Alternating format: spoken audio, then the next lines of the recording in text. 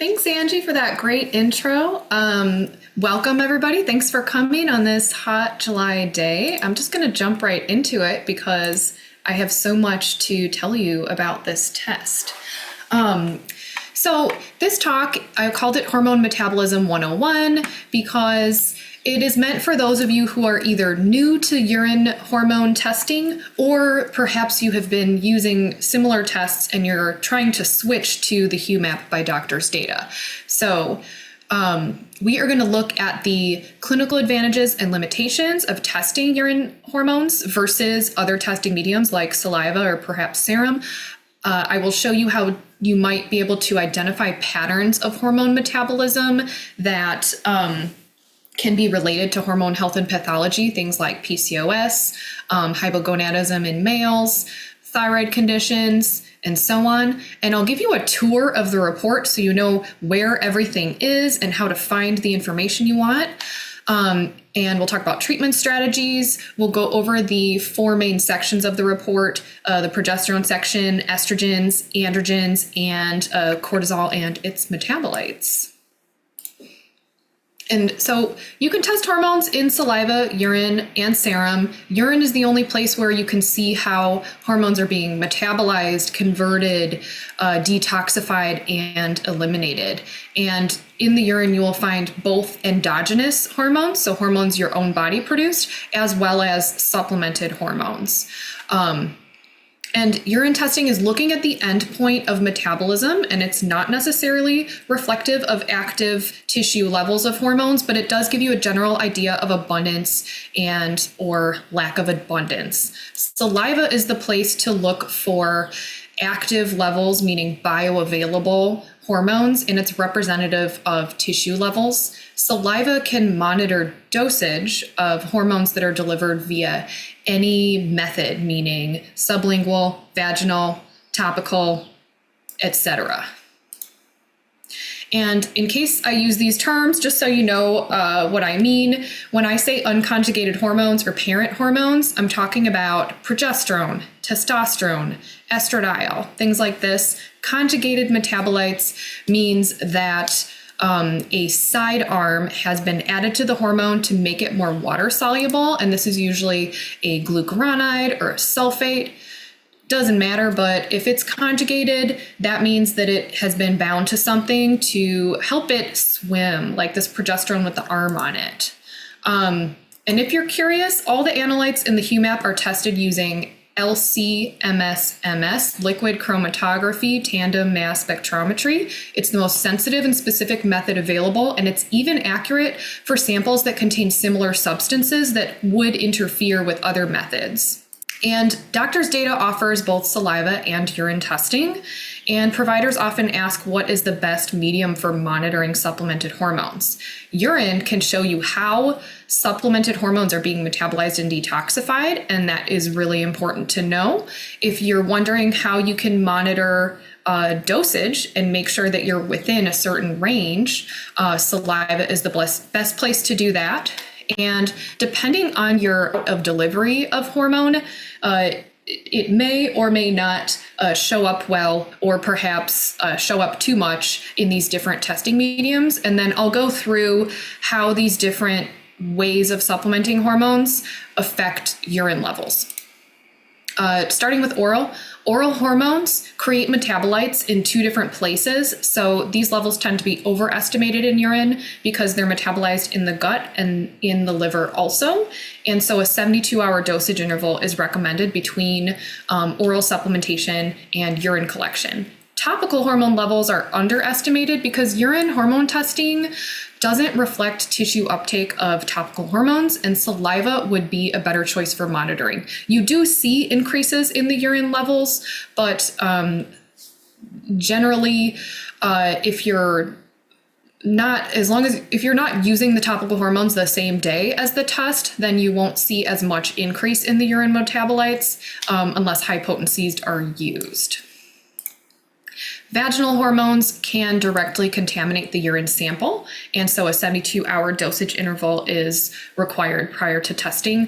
Sublingual hormones are not subject to first-pass metabolism, so these don't cause as much of an increase in urine metabolites, but you do swallow a portion of that, so it's kind of hard to say. That one needs a 72-hour dosage interval. And injectable and pellet hormones are reflected in urine pretty well because you see steady increases in urine levels with these methods, and you just want to test halfway between dosage intervals. So if your patient is on IM testosterone and injects that on Sundays, then perhaps you would test on a Wednesday, for example. And as far as using the levels of unconjugated hormones to guide prescribing, looking at the urine, we don't recommend using urine to adjust your dosage of hormones. But I think urine is a great test to see how the supplementation is influencing metabolites that can impact health. And the 2, 4, and 16 hydroxy estrogens are a great example of this. And I would recommend testing your patient after they've been on hormones for 3 months to look at the influence and also see how well they're detoxifying the hormones. And I mentioned dosage intervals. This is the amount of time you're waiting between the last hormone application and when you start the test. And if you're used to testing in saliva, take a good look at these dosage intervals for urine because they're very different. This is included in the instructions. Make sure your patient knows the proper dosage interval when they're doing the test. And so when your patient is a postmenopausal female on hormone supplementation, white triangles will populate in those sections of the report. And this is because we will use the postmenopausal range to tell you whether their levels are high or low. This is because supplementation ranges have not been developed in urine for any of the labs that test urine.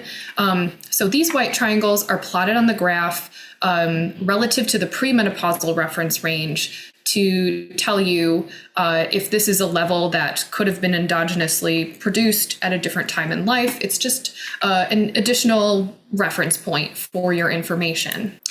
And so you can tell a lot about a patient's health by seeing how the major steroid hormones are being metabolized.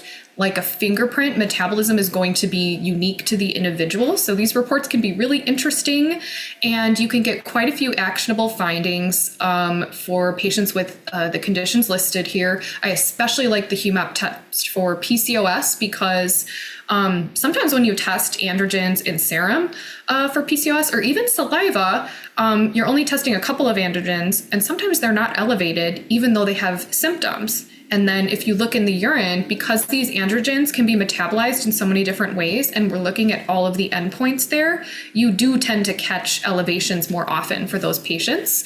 The HuMap test is also great for males with hypogonadism, for males who are supplementing testosterone to make sure they're not over aromatizing or to make sure too much is not being converted to DHT.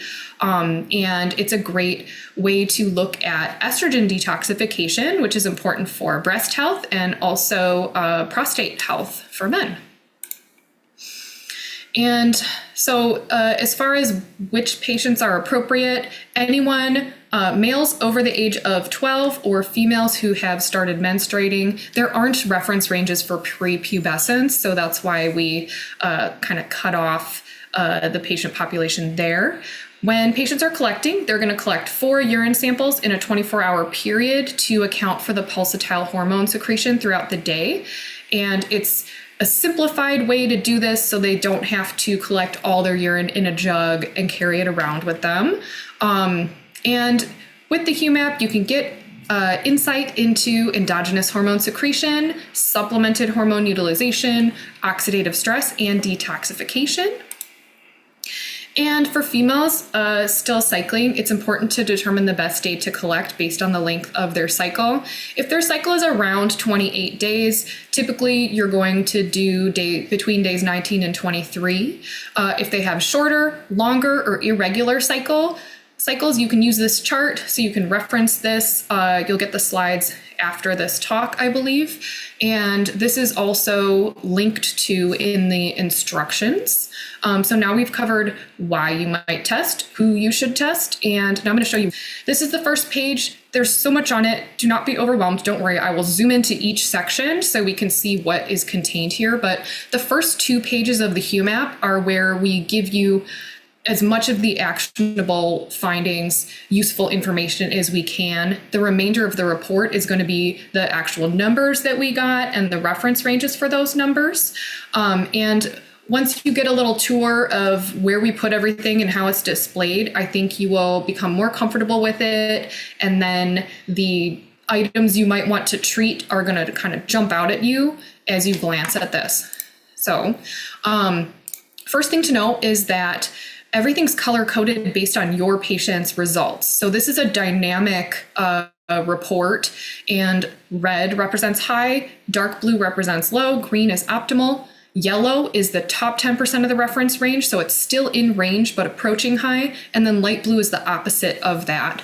And this rainbow arc is going to show you your patient's levels of these hormones, metabolites, and ratios. A lot of these you're probably already familiar with. If you don't know, the pregnadiols are the major progesterone metabolites. 8-hydroxy-2-deoxyguanosine is a marker of oxidative stress. We'll talk about it more later. 5-alpha-dihydrotestosterone is DHT. And in the green zone, you'll see DHEA plus DHEAS, that's DHEA sulfate. We total those two because it gives you a better indicator of DHEA status, because you can just use your DHEA sulfate, make it into DHEA. So that total is kind of more important than the actual level of one or the other. What else? Oh, so this is that rainbow arc from 3 different patient reports, just to demonstrate how it changes colors and these markers move around based on your patient's results. In the estrogen section, we're still on that summary page. We highlight the 2-hydroxy, 4-hydroxy, and 16-hydroxy metabolites and how well they're being methylated. And I want to focus on the methylation in this example. So look at these red rectangles at the bottom of the report. It is the ratio of the methylated estrone to the hydroxylated estrone, showing you how much of that hydroxylated estrone is being you add a methyl group to mark it for elimination and inactivate it. So both of these ratios are high. On this report, high doesn't necessarily mean bad. This just means a lot of it is getting methylated. That can be totally fine. It can also be associated with digestive issues, especially constipation, because hormones leave the body through urine and stool. And if a person is not having regular bowels, I tend to see that associated with more methylated estrogens showing up in the urine because they've got to leave the body some way. Next example, this one's different. And I wanted to highlight how we look at both the 2-hydroxy side and the 4-hydroxy side when we're assessing methylation. I got a question before the talk about what's the difference between Doctor's Data's HuMap and other urine labs. And other urine labs are only looking at methylation of 2-hydroxyestrone. So that would be that green rectangle here. Methylation is not always the same everywhere you look at it. So if you were to just assess the 2-methoxy estrone, you would have a big blind spot because you wouldn't know that the 4-hydroxyestrone is not being methylated efficiently. And that's the one that is more reactive, less stable, more likely to bind to DNA and potentially cause DNA damage, especially if it's high and not being methylated well. So that is a big reason why I would recommend looking at this test, because we're able to look at more of the methylated estrogens and give you a better idea of what's going on. Part of the reason for this is because we're using liquid urine, and these methylated estrogens tend to be either smaller or in urine, kind of harder to find, especially if you're using dried urine and reconstitution. So it's easier to find the 2-methoxy estrogens than the 4-methoxy estrogens, but we are able to. Another thing I wanted to point out is that These gray bars here are showing you the percentage of 2-hydroxy, 4-hydroxy, and 16-hydroxy estrone compared to expected. And to help you read this, there was that example of the low methylation. And then in between these dotted lines is the reference range. And then that dark gray zone is optimal. This patient, there are so many treatable findings here. Her 2-hydroxy estrone percentage is low, the 4-hydroxy estrone percentage is high, and it's resulting in elevated estrone in that green rectangle, and it is not being methylated efficiently. Also, 16-hydroxy estrone percentage is high, and then if you look back at that red rectangle, 16-OHE1, it's resulting in elevated 16-hydroxy estrone. So there is quite a lot of room for improvement here. Here's one more example. This is kind of the opposite pattern, where this patient has elevated 2-hydroxy estrone percentage, but then low percentage of the 4 and 16. I just wanted to demonstrate that not everything that's out of range needs treatment or is problematic, because it tends to be a healthier finding to have more 2-hydroxy estrone and less of the 4 and 16. Another thing to look at here is the methylation activity on this report is low on both sides, low on the 2-hydroxy side, low on the 4-hydroxy side. That's those two dark blue rectangles. So that's something where this patient might benefit from supporting methylation, because methylation is important for other areas of health. And also, if this were a female who was going to start supplementing estrogen, you want to make sure that estrogen has an exit path from the body. So you're going to need to support methylation so that she can properly detoxify that estrogen. Same thing, if it were a male who was going to supplement testosterone, testosterone does convert to, a certain extent to estrogen. And so you're also going to want to support methylation if it were a male patient about to use testosterone. All right, so now we're in the corticoids section of page 1, and we graph cortisol and cortisone on the same graph to show you their relationship to one another. Solid line is cortisone, dotted line is cortisol, and you can see the cortisol is higher than cortisone at every time point tested. And same thing at this gray dial on the left, that is 11-beta HSD2 activity. That's the enzyme that converts active cortisol to inactive cortisone in the kidney. It does this to protect the receptors in the kidney from too much cortisol stimulation, and the ratio of cortisone to cortisol should be 2-to-1, and that's what it would be if this arrow were pointing straight up.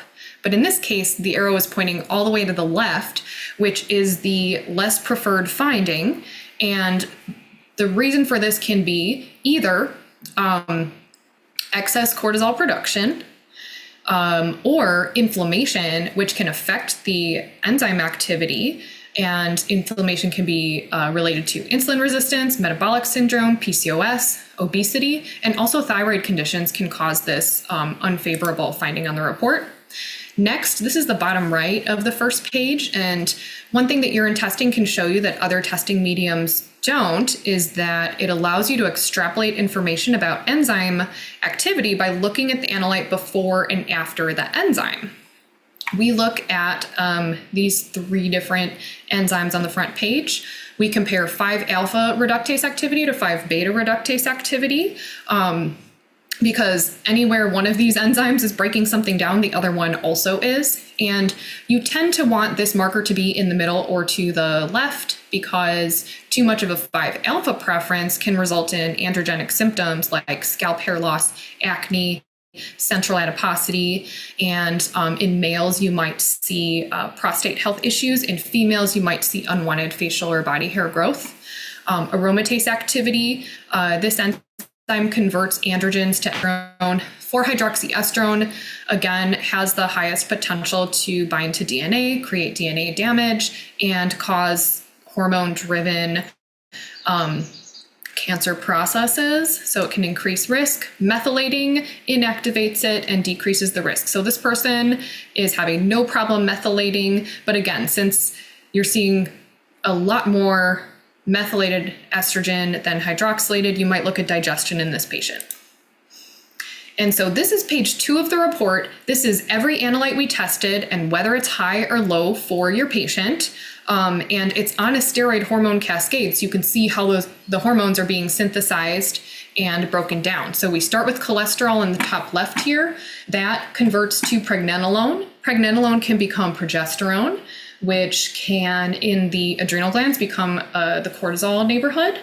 Pregnenolone can also become DHEA, which is the precursor to the androgens, and those get aromatized to estrogens, which go through phase 1 detoxification, which is hydroxylation, which makes it more water soluble, and then methylation, marking it for elimination. So progesterones are in the top left, corticoids top right, androgens bottom left, estrogens bottom right. These are 3 different page 2s for 3 different patients. You can really make an assessment at a glance here. If you look at patient 1, mostly green, that's really good. Patient 2, mostly blue, mostly low. I wonder if hypothyroidism is going on, decreasing hormone metabolism and excretion. Patient 3, if you look on the bottom right, those estrogen, hydroxylated estrogens and methylated estrogens are high. So that would be worth a closer look. And don't get stuck on trying to force every analyte into the green optimal zone. Just take a step back, look at the report as a whole. The reason we're giving you these highs and lows, one of the reasons is to look at how things are flowing and how is enzyme activity doing. So think about the hormone cascade like a river. Are things flowing? If you look at the analytes before and after an enzyme, this shows you the enzyme's activity. So is it slow like there's a dam in the way, or is it fast like a waterfall? And then more importantly, is that resulting in excess or deficient hormones on one side or the other? And then do these correlate with the patient's clinical presentation?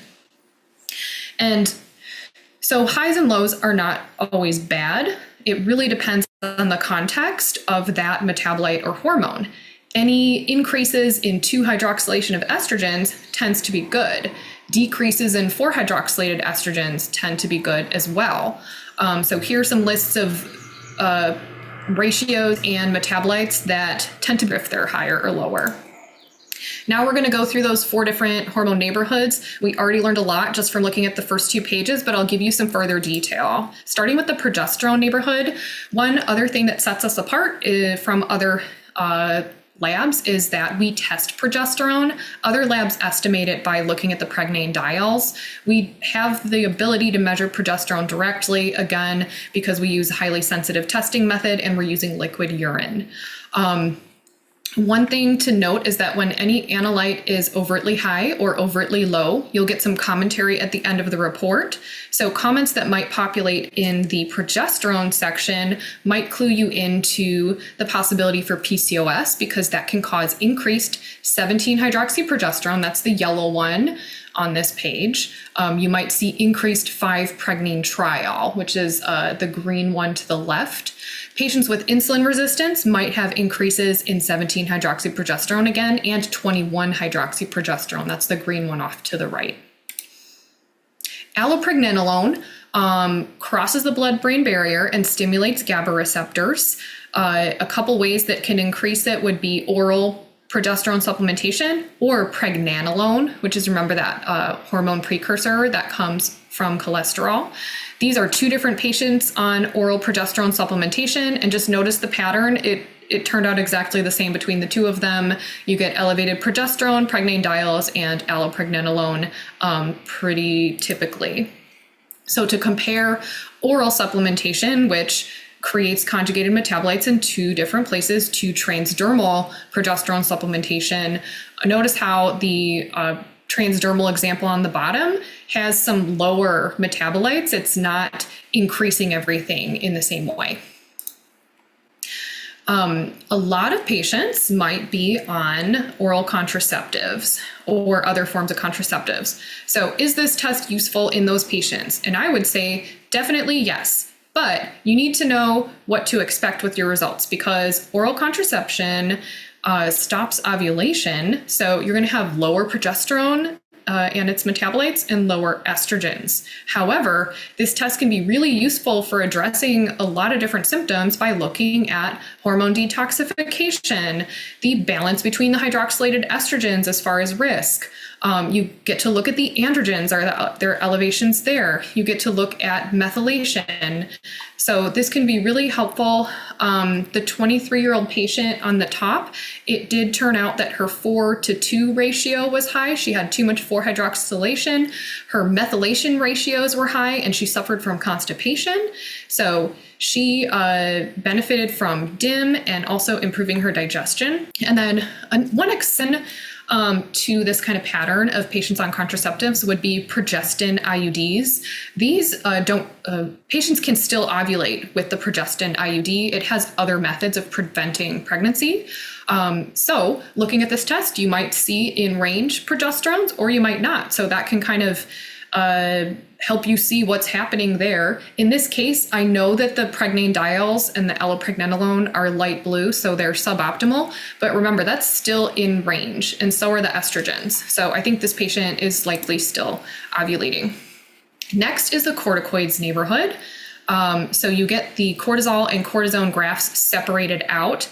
On that front page, they were combined and kind of smushed together because they have different reference ranges. But here you get sort of a closer look at those two curves. And you also get these ratios of the total of metabolized cortisol and the ratio of the cortisol metabolites to the cortisone metabolites. We see metabolized cortisol as an indicator of cortisol utilization in the body, and we see the ratio of those two different types of metabolites as cortisol or cortisone preference in the body. And now 11-beta-HSD is the enzyme that converts between cortisol and cortisone. The 1 version is pulling cortisol out of storage, and the 2 version is putting cortisol back into the storage form.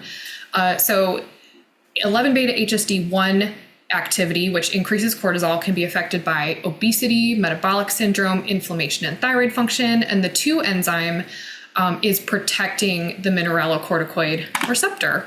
And because we're looking at the influence of the kidney, we're not necessarily seeing HPA axis activity directly, but we're seeing the body's response to cortisol levels. And so when metabolized cortisol is high, that can be increased cortisol clearance due to overproduction of cortisol, and it can be influenced by these things. Hyperthyroidism. Low metabolized cortisol is decreased cortisol clearance, which could be due to obesity, inflammation, insulin resistance, or hypothyroidism.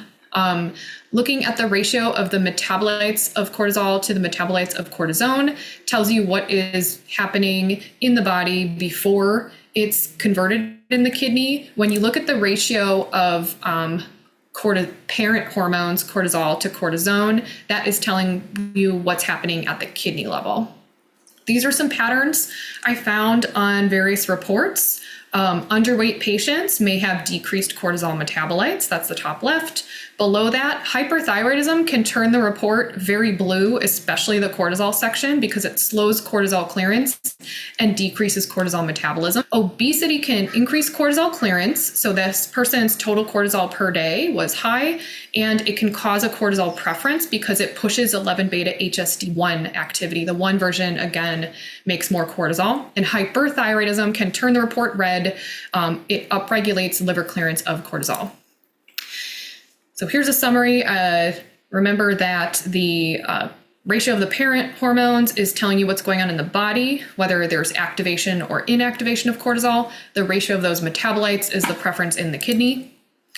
And if you find someone is suffering from too much cortisol, here's some supplementation and lifestyle activities to downregulate 11-beta-HSD1. Physical activity can do this, address the cause, which might be insulin resistance, and things like rooibos tea.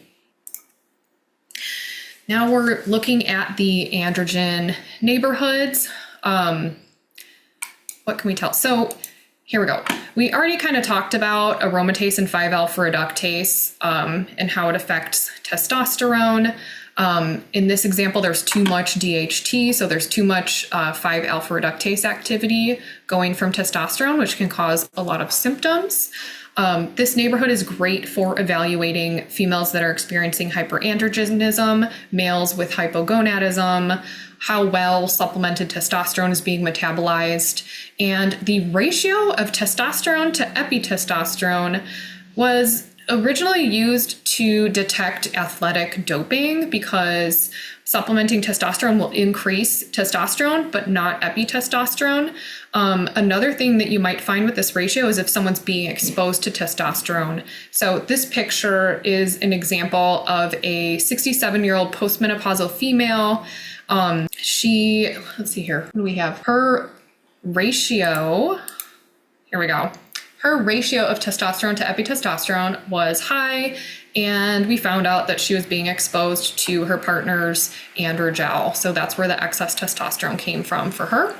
Aromatase is also called CYP19A1. It converts androstenedione to estrone and testosterone to estradiol. It is active in adipose tissue, and it can also activate environmental toxins into carcinogens. And this is a 57-year-old male with metabolic syndrome and trouble losing weight, and he's on transdermal testosterone. This was a really strange report because everything's low. We know that transdermal hormones don't flare up the report as much because of the way they are absorbed and utilized in the body. But the main actionable finding on this report is that, so this patient, testosterone wasn't quite helping him enough. And here we found that his aromatization was a little bit too high. So the main actionable finding here is that we are going to want to downregulate aromatization. Things that you might consider for that would be chrysin, which is great topically, progesterone supplementation, which is appropriate for men, and then addressing factors that contribute to this excess aromatase activity like metabolic syndrome, which is the case here. Here are some common contributing factors to aromatization that apply to a lot of patients. I highlighted the most common ones: stress, excess cortisol, xenoestrogens, high glycemic index foods, so foods that have a lot of concentrated sugar, excess adipose tissue, and inflammation. Too much aromatase activity increases estrogen levels, and for males, that can negatively impact libido, erectile function, and sperm production. And aromatase can convert testosterone to estrogen locally in the breast tissue, and that activates estrogen receptors that upregulate BCL2. BCL2 is an anti-apoptotic protein, meaning it can prevent cell death. And deregulated expression of these proteins has been found in a number of types of cancers, including breast cancer. And so it has been observed that there's an increase in breast cancer in postmenopausal females who have higher serum testosterone levels because this is resulting in an increase in the local estrogen level in the breast tissue. Here are ways to downregulate aromatase. Make sure to treat the cause and also think about flavonoids, zinc, chrysin, resveratrol. There also are pharmaceutical aromatase inhibitors. Some people can experience side effects like erectile dysfunction and hot flashes in males. So perhaps these other options may be gentler, but sometimes a pharmaceutical is needed. Now we're going to kind of key in on 5-alpha reductase. I already talked about symptoms it can cause. This is because it has 2 to 3 times the affinity for testosterone receptors as testosterone. That is why it is a problem. And note that 5-alpha and 5-beta reductase also break down hormones like progesterone and cortisol. So if you are working to downregulate 5-alpha reductase and then you repeat this test to see how you've done, just be aware that anything metabolized by this enzyme will then be lowered. So some of your treatment options are saw palmetto, nettles, EGCG, which is that active component of green tea, and progesterone supplementation can actually downregulate this enzyme too.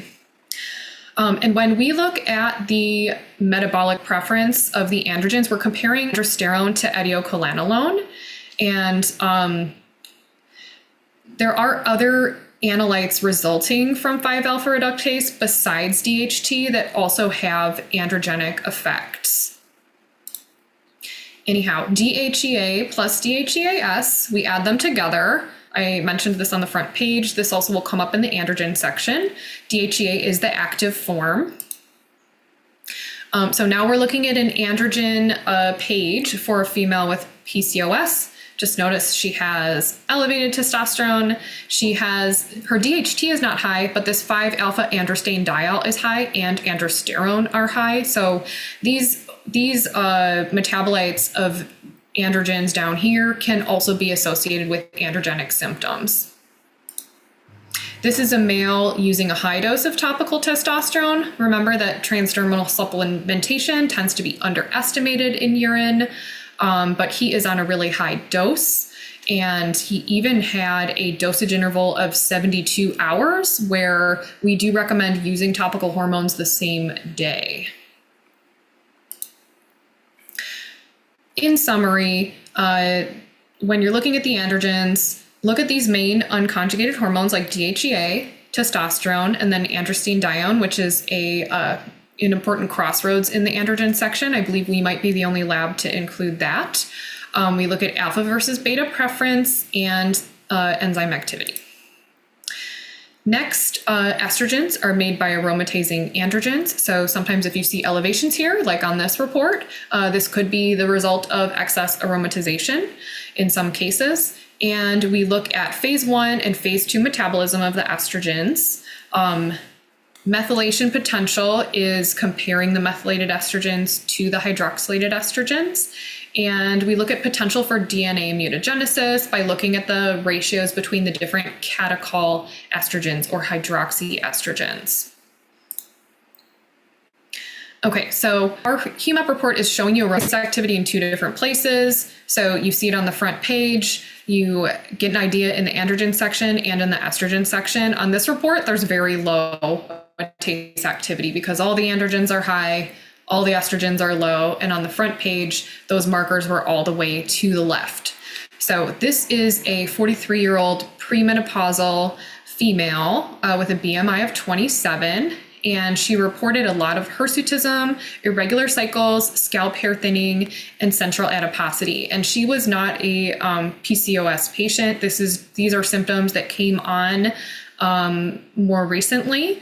So as you see, there's not much aromatization going on, but the solution doesn't tend to be to push this enzyme because most of the things that increase aromatase are poor lifestyle choices. Treatment for her would most likely be aimed to make sure her blood sugar is balanced, decrease androgen production, and encourage ovulation, possibly some phytoestrogenic herbs and phytoprogesterones.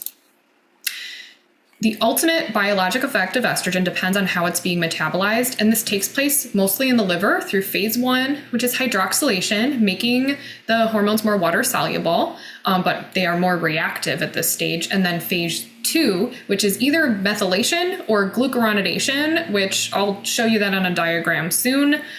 This is marking the hormones for elimination from the body. Phase 1 also transforms antibiotics, other pharmaceuticals, and xenobiotics. And if these intermediary phase 1 metabolites are not excreted from the body, then they can lead to tissue damage and DNA damage, more so on the 4-hydroxy side than the 2-hydroxy side. But you don't want elevations in the catechols and lack of methylation.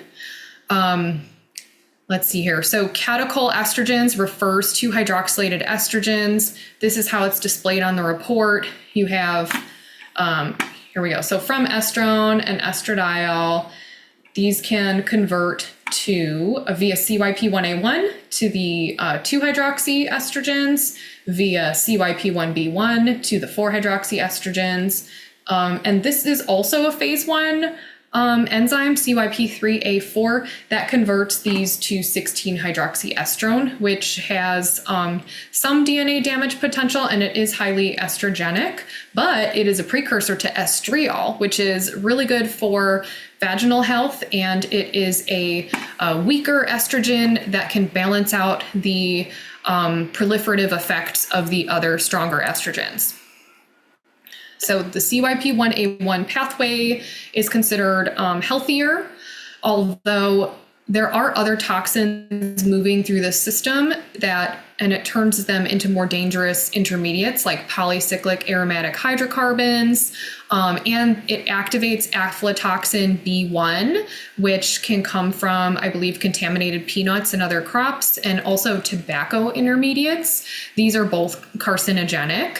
And this is why you need to ensure that all phase 1 metabolites continue on through phase 2, which is methylation, and then phase 3, which is elimination from the body. I am oversimplifying this by saying CYP1A1. Think of the A as awesome. But just remember it's an oversimplification. Some good ways to upregulate this would be cruciferous vegetables. DIM, resveratrol, actually can upregulate or downregulate depending on what is needed or what source you look at. And herbs and spices can also be really helpful, especially rosemary extract. Here I found a patient's report where they followed up 6 months after starting DIM, and you can see it's really working. She had really high percentage of 4-hydroxyestrone. She had an upper range 4:2 ratio. And then after that DIM, after that follow-up, the 4-hydroxyestrone percentage went into the optimal range, and then the 4:2 ratio is optimized. So I've seen this a number of times. DIM seems to be really effective. Sometimes you do want to downregulate CYP1A1, especially if, let's say, methylation were going really slowly. You don't want too many hormones getting stuck in phase 1. So perhaps slowing phase 1 would give the COMT enzyme more time to handle what it's receiving. And the body has an innate intelligence where you want to have all of the options. You want it to be able to upregulate or downregulate enzymes as needed. So it is fine to, for example, eat tomatoes, even if that 4:2 ratio is off, because the body is going to use the materials you give it to do what it needs to do. Just make sure that you're going to promote 1A1 more, but it's okay to eat these foods. You're not going to have to avoid them all if your goal is to upregulate. Oh, and by the way, this last bullet point, the 10 herb extract is actually xyflamend, just to let you know. CYP1B1 takes estrogen down the 4-hydroxy pathway. It tends to be less desirable, and it's more prevalent in tumor tissues, but it's important to have all these enzymes. You don't want to be missing one, because this enzyme may protect from some types of cancers. There were these mice that were CYP1B1 deficient, and they were found to have more lung tumors. It's also important in eye development and reduces oxidative stress. So we do tend to oversimplify concepts to make them easier to learn, but 1B1 tends to be bad, but it's not all bad. This enzyme is increased in prostate cancer. Higher expression of 1B1 has been correlated with higher Gleason scores, worse survival rates, and resistance to androgen deprivation therapy. And this is one reason why monitoring estrogen metabolism is relevant in males, especially in regards to prostate health. And so, ways to upregulate 1B1. Some of the contributing factors can be UV exposure, like this sunbathing turtle, cannabis, the THC component, biotin, which is why you want to avoid biotin supplementation prior to this test and a lot of other tests, and insulin resistance. Downregulating the 1B1, there are a lot of ways to do this. Resveratrol can do that. Lycopene, rooibos tea again, and then Apiaceae family vegetables like carrots and celery. Quercetin also can be helpful. 3A4 again is converting E2 estradiol to E3 estriol, and it also converts estrone to 16-hydroxy estrogen. And caffeine, testosterone, progesterone, and androstenedione are also substrates of the 3A4 enzyme, and so are a number of procarcinogens like polycyclic aromatic hydrocarbons and, again, aflatoxin B1. Here are some ways to upregulate it. St. John's wort, although if I were going to give that, I would want to know someone's neurotransmitter levels first. Also capsaicin, valerian, ginkgo, and then optimizing vitamin D levels. To downregulate it, kale, beans, spinach, broccoli, and Brussels sprouts, soy, and horseradish contain polyphenols that can be helpful for this. So the next step of metabolism, the phase 2 enzymes are breaking the toxins down into water-soluble compounds to reduce the toxicity of phase 1, and they are going to add a sulfur group or glutathione or glucuronic acid or a methyl group. That one is done by COMT. It may be beneficial to support phase 2 in patients who have altered enzyme activity because they may have a genetic variant, or if they have a high toxic burden because of chronic exposure to environmental pollutants, or overactive phase 1 activity, or hormone balance. Lots of reasons to just support phase 2. The phase 2 pathways are active in breast tissue to protect against damage caused by reactive metabolites of endogenous and exogenous chemicals. This is because these phase 1 metabolites phase 1 metabolism forms intermediary metabolites that can cause reactive oxygen intermediates that can damage tissue, and free radicals can be created. So you want to make sure phase 2 is efficient. And this is where it's happening on the hormone cascade rectangle. We focus mostly on methylation. The other pathway would be if these hydroxyestrogens were oxidized and they can form quinones and semiquinones, and you don't want that to happen. And I do have a diagram of that a little bit later.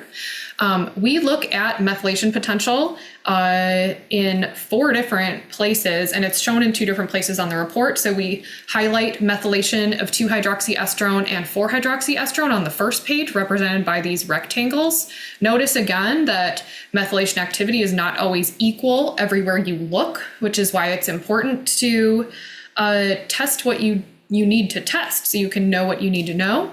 All 4 ratios are shown in the estrogen section of the report. So you can see again, look at the color of these triangles here. They're not all the same color. So it gives you a good idea of overall methylation. Here is how catechol or hydroxyestrogens are being inactivated. I use this diagram to show you the 4 different places that you can aim your treatment to try to support the proper elimination of these estrogens and prevent DNA adduct formation. So you can either slow down CYP1B1, you can support the MTHFR enzyme, which hands off a methyl group so that COMT can use it to send the estrogens out of the body. The other pathway here is where, quinones can form DNA adducts, but the glutathione sulfotransferases, which are GST, etc., those can help remove the quinones from the body before they can damage DNA. And how can you do that? Here are a number of options for phase 2 support. The first section of them, the methylated B vitamins and the activated B6, which is P5P, those support MTHFR. SAMe is the methyl donor for COMT, and then magnesium is a cofactor. DIM, its purpose is to upregulate CYP1A1, pushing the 2-hydroxy pathway, which forms more stable metabolites, so less go down the 1B1 pathway. And then the foods and herbs at the bottom support the enzymes that mark quinones for elimination, those glutathione sulfotransferases. And Just as lifestyle factors can affect 2-hydroxylation and 4-hydroxylation, don't forget that there are factors that can slow down COMT function. So always think about treating the cause, even before you think about supplementation. In order for COMT to be doing its job, we need to have adequate sleep, keep blood sugar balanced, address stress and the HPA axis, and bring down oxidative. So more details on how we can think about avoiding problems with COMT activity. Some HRT contains conjugated equine estrogens, which comes from horse urine.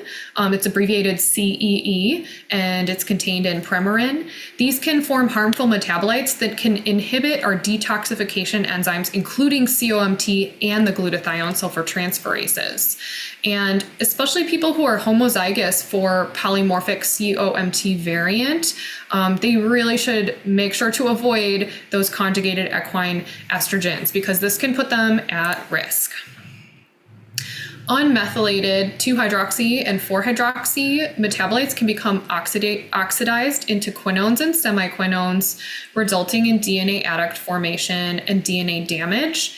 And on the HuMap, you can look at those ratios of the 4-methoxyestrone and estradiol to 4-hydroxyestrone and estradiol, and then also the 2 side of those to determine if there's adequate methylation of the catechol estrogens. One well-researched option to inhibit quinone and semiquinone formation is N-acetylcysteine and resveratrol. I like the picture form that describes what they do. This is showing you that resveratrol is purple, and then N-acetylcysteine is blue, and then the important enzymes are in green. So resveratrol is kind of slowing down hydroxylation, and N-acetylcysteine is blocking quinone formation, and both of them are kind of ferrying the hormones towards either COMT or glutathione sulfosyltransferase so they can be safely eliminated. And elimination is also called phase 3 when breakdown products are leaving the body through urine or stool.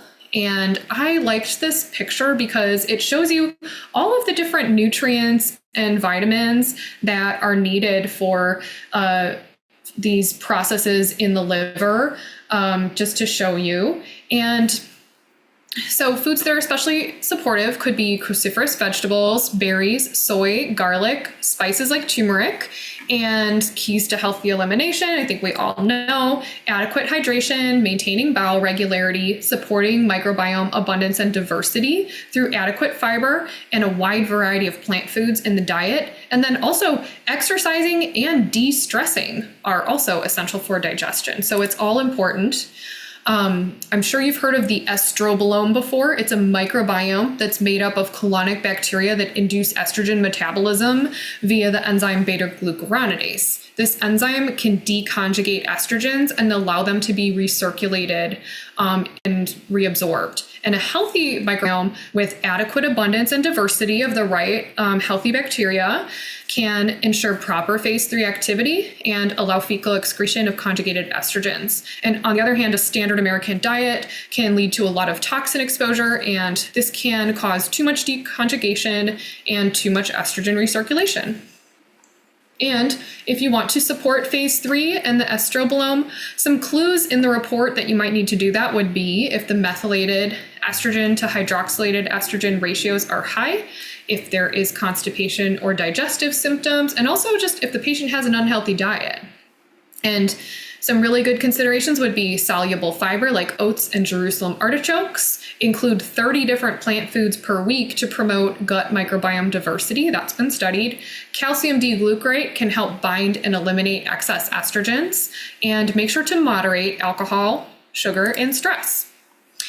And to sum up, in the estrogen section, the parent hormones you see are E1, E2, E3, so that's estrone, estradiol, and estriol. You can see aromatase activity, and you can take a look at phase 1, phase 2, and phase 3 hormone detoxification. Last is 8-hydroxy 2-deoxy guanosine. I've heard this referred to as 8H-dog, which is kind of fun. And this is a marker of oxidative damage that is tested alongside estrogen metabolites because it can help identify or confirm damage from quinones or DNA adducts. Also, there are many common conditions that are associated with oxidative stress, like psychosocial stress, inflammation, insomnia, hypertension, depression, and irritable bowel syndrome. Also, cancer increases oxidative stress. I have seen this marker elevated in a patient who was currently treating breast cancer. So that is helpful to know.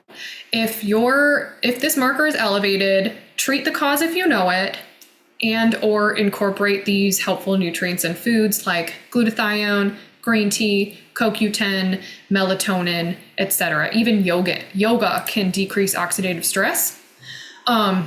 So now you have seen everything I can tell you about hormone metabolism, how to interpret and treat imbalances you find on urine testing. But lastly, just to sum up the advantages of the HuMap report and the things that Doctor's Data is offering you that other labs don't have. We have a number of other analytes on our report, progesterone. We're separating out the 5-alpha and 5-beta pregnadiol. We give you DHEA, allopregnanolone, and we have 4 different ratios to tell you about methylation activity.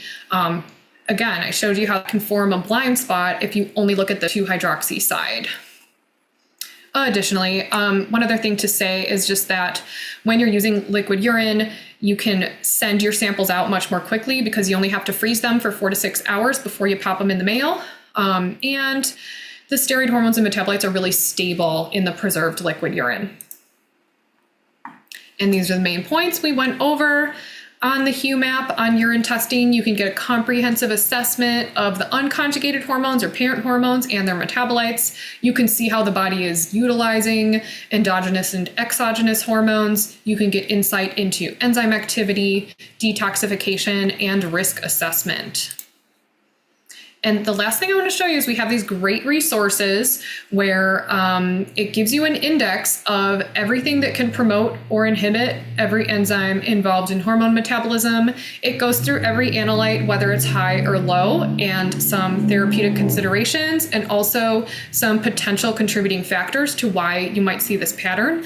This chart, plus means promotes and minus means downregulates. So you can use this chart to choose treatments that have multiple effects, or as a cross-reference to make sure that the treatment you chose is not affecting an enzyme that you don't want to affect. And so it is located here. If you go to doctorsdata.com/HuMap and then hover over endocrinology, click on therapeutic considerations where this purple arrow is pointing. That's where that guide is. And now I am open to questions.